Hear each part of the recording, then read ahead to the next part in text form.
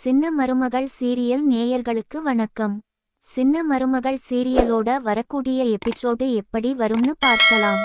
சேது நேரா வந்து தமிழ்ச்செல்வி கிட்ட கேக்குறான். ஏன் தமிழ்ச்செல்வி, அன்னைக்கு நம்ம 2 பேருக்கும் நடக்கிற அந்த கல்யாணத்தை நிறுத்துறதுக்காக போலீஸ்க்கு போன் பண்ணி அந்த ஆறுமுகத்துக்கிட்ட தான் போன் வாங்கி பேசினியா அப்படின்னு சேது கேட்கும்போது தமிழ்ச்செல்வி தெளிவா சொல்லிடுறாங்க. இல்லையே மாமா, நான் யார்கிட்டையும் போன் வாங்கி எல்லாம் பேசல. எங்க வீட்ல இருந்த லேண்ட்லைன்ல தான் பேசினேன். அதுவும் எங்க அம்மாவுக்கும் அப்பாவுக்கும் தெரியாம ராத்திரி 12 மணிக்கு போன் பேசினேன். போனை எடுத்தவங்க கூட சரியா ரெஸ்பான்ஸ் பண்ணி பதிலே சொல்ல மாமா அப்படின்னு தமிழ்ச்செல்வி சொல்றாங்க. அப்படின்னா இந்த ஆறுமுகம் என்கிட்ட தான் போன் வாங்கி தமிழ்ச்செல்வி பேசுச்சுன்னு சொன்னது பொய்யா? என்ன மாமா சொல்றீங்க? கிடையவே கிடையாது மாமா, நான் யார்கிட்டையும் போன் வாங்கி பேசல. முதல்ல அந்த ஆறுமுகம் யாருன்னு எனக்கு தெரியாது அப்படின்னு தமிழ்ச்செல்வி சொன்ன உடனே சேதுவுக்கு நல்லாவே புரிய ஆரம்பிக்குது. நீ கவலைப்படாம போ தமிழ், கண்டிப்பா தாமரைக்கும் எனக்கும் நடக்க இருக்கிற இந்த கல்யாணம் நடக்கவே நடக்காது அப்படின்னு சேது கோவமா சொல்லிட்டு கருப்பை கூட்டிக்கிட்டு ஆறுமுகத்தை போய் பார்க்க போறாங்க.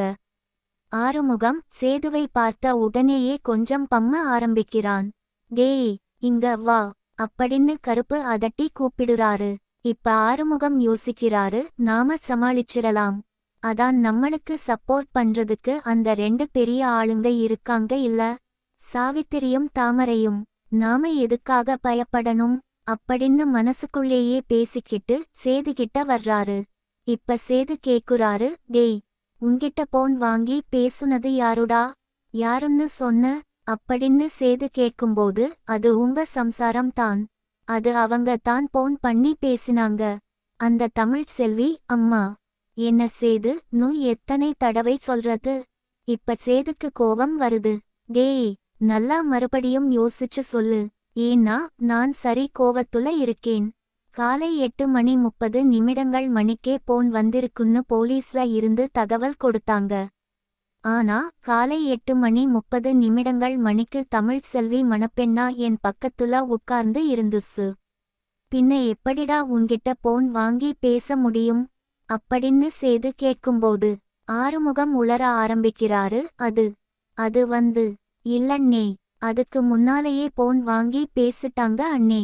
இப்போ சேது கோவத்துல ஆறுமுகத்தை ஓங்கி ஒரு அடி அடிக்கிறாரு. ஆறுமுகம் சுருண்டு கீழே விழுகுறான். என்ன அண்ணே, பொசுக்குன்னு அடிச்சு புட்ட? டேய் ஆறுமுகம், என்கிட்டயே கதை சொல்றியா? ஒழுங்கா சொல்லிருன்னா இந்த மரத்துல கட்டி வச்சு உன் தோலை உரிச்சு புடுவேன். ஆமா அப்படின்னு சரி, இப்ப உன்கிட்ட இவ்வளவு பணம் இருக்கே, உனக்கு எது அவ்வளவு பணம்? என்னமோ சந்தைக்குள்ள வியாபாரிகளுக்கு வட்டி எல்லாம் கொடுக்குறியாமே, உனக்கு எதுல அவ்வளவு காசு அப்படின்னு சேது கேட்கும்போது இப்ப ஆறு சொல்றான். என்ன அண்ணே, நானும் என்ன சும்மாவான இருக்கேன்? திருப்பூர்ல போய் வேலை எல்லாம் செஞ்சு சம்பாரிச்சிருக்கேன்ல.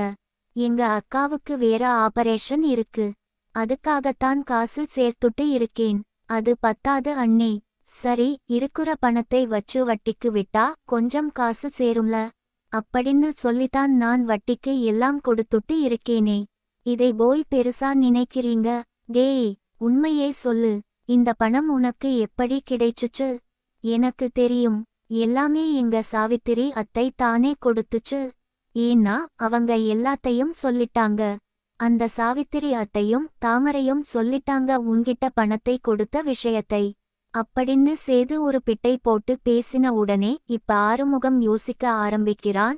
என்னை சொல்றீங்க? தாமரை உண்மையை சொல்லிருச்சா?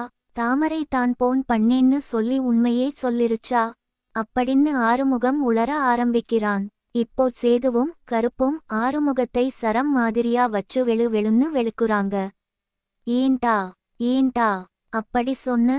தாமரை போன் வாங்கி பேசியிருக்கு, நீ தமிழ்ச்செல்வின்னு பேரை மாத்தி சொன்னியா? எதுக்குடா அப்படி சொன்ன? யாரோ உன்னை இந்த வேலையை பண்ண சொன்னது அப்படின்னு சேதும் கருப்பும் ஆறுமுகத்தை போட்டு வெளுன்னு வெளுத்து கேக்குறாங்க. இப்போ ஆறுமுகம் வேற வழியே இல்லாம உண்மையை ஒத்துக்குறான். சாவித்திரி அம்மாதான் சொல்லச் சொன்னாங்க, அதுக்காக ஒன்னும் சும்மா சொல்லல. நானும் எனக்காக ஒரு 3 லட்சம் ரூபாய் கொடுத்தாங்க.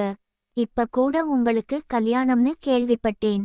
என்ன, சேது அண்ணனுக்கு கல்யாணமா? அதற்குத்தான் ஏற்கனவே கல்யாணம் ஆயிருச்சே. அப்போ அவங்க இதுலயும் ஏதோ ஒரு பித்தலாண்டம் பண்றாங்களா? இதை விடக்கூடாது அப்படின்னு மறுபடியும் அந்த சாவித்திரி அம்மா கிட்ட சந்திச்சு ஒரு 5 லட்சம் ரூபாய் வாங்கினேனே. அவங்களே என்னோட வாயை அடைக்க 5 லட்சம் ரூபாய் கொடுத்தாங்க. அதை வாங்கிட்டு போனப்பதானே நீங்க என்னை பார்த்தீங்க. நான் கூட டெக்கரேஷன் வேலைக்காக வந்திருக்கேன்னு சொன்னேனே. அது கூட போய்தானே. அதனாலதானே அவங்கதான் சொல்ல சொன்னாங்க. எனக்கு பணம் எல்லாம் கொடுத்து, எனக்கும் பணம் தேவை இருக்குல்ல, அக்காவுக்கு ஆபரேஷன் இருக்குல்ல. அதனாலதான் நான் அப்படி சொன்னேன் அப்படின்னு ஆறுமுகம் சொன்ன உடனே ஆறுமுகத்தோட சட்டையை புடிச்சு இழுத்துக்கிட்டு சேதும் கருப்பும் வர்றாங்க. இங்க வீட்ல கோலாகலமா கல்யாண ஏற்பாடு நடக்குது. தாமரை அவ்வளவு அலங்காரத்தோட மணமேடையில வந்து சேரல, உட்கார்ந்து இருக்காங்க. சாவித்திரி பரபரப்பா எப்படியாவது இந்த கல்யாணம் மட்டும் நடந்து முடிஞ்சா போதும் அப்படின்னு ராசாங்கந்துகிட்ட. அன்னை நேரம் ஆயிருச்சு அண்ணே அப்படின்னு சொல்லும்போது ராசாங்கம் சொல்றாரு, சரிப்பா, சேது இன்னும் வரல, சேது வந்துரட்டும். இப்ப சாவித்திரி சொல்றாங்க, அண்ணே சேது வந்துரட்டும். அண்ணே நீயே உன் கையால தாலியை எடுத்து கொடு. இந்த ஐயர் எல்லாம் ஒன்னும் வேணாம், நம்மளே வீட்டுக்குள்ள ரகசியமா தானே பண்றோம் அப்படின்னு சாவித்திரி சொல்றாங்க. அந்த நேரம் சேது அப்படியே ஆறுமுகத்தை புடிச்சு நடு வீட்டுல புடிச்சு தள்ளுறாரு. ஆறுமுகம் அப்படியே ஓடி வந்து விழுந்து கீழே விழுகுறான். இப்ப ராசாங்கம் கேக்குறாரு கருப்பை பார்த்து, டேய் என்னடா என்ன கருப்பு, என்ன நடக்குதுங்க, யாரு இவன் அப்படின்னு கேட்கும்போது சேது கேக்குறாரு, ஏன் இப்ப கூட என்ன செய்ற அப்படின்னு என்னை பார்த்து கேட்க மாட்டீங்களா? எப்ப பார்த்தாலும் உங்களுக்கு நான் தான் தப்பு பண்ணேன்னு நினைப்பீங்க. நான் உங்க மேல அவ்வளவு மரியாதை வச்சிருக்கேன்பா. ஆனா நீங்க என்னை ஒரு துளி கூட நம்பவே மாட்டேங்குறீங்க. நான் எந்த தப்புமே பண்ணலன்னு நான் எத்தனையோ தடவை சொல்லி இருக்கேன். இதோ நிக்கிறானே இந்த ஆறுமுகம், இவன்தான் சாட்சி, நான் எந்த தப்புமே பண்ணல அப்படிங்கறதுக்கு அப்படின்னு சேது சொன்ன உடனே சாவித்திரியும் தாமரையும் முழிக்கிறாங்க. சாவித்திரி நிலைமையை புரிஞ்சுகிட்டு உடனே, அண்ணே கல்யாணத்தை நிறுத்துறதுக்காக இந்த சேது ஏதோ டிராமா பண்ணிக்கிட்டு இருக்கான், இதெல்லாம் வேணாம் அண்ணே. அண்ணே சேதுவை ஒழுங்கா வந்து மணிமேடையில உட்கார சொல்லுங்க, தாலியை கட்ட சொல்லுங்க, அதுக்கப்புறம் இந்த பஞ்சாயத்தை பண்ணிக்கிறலாம்.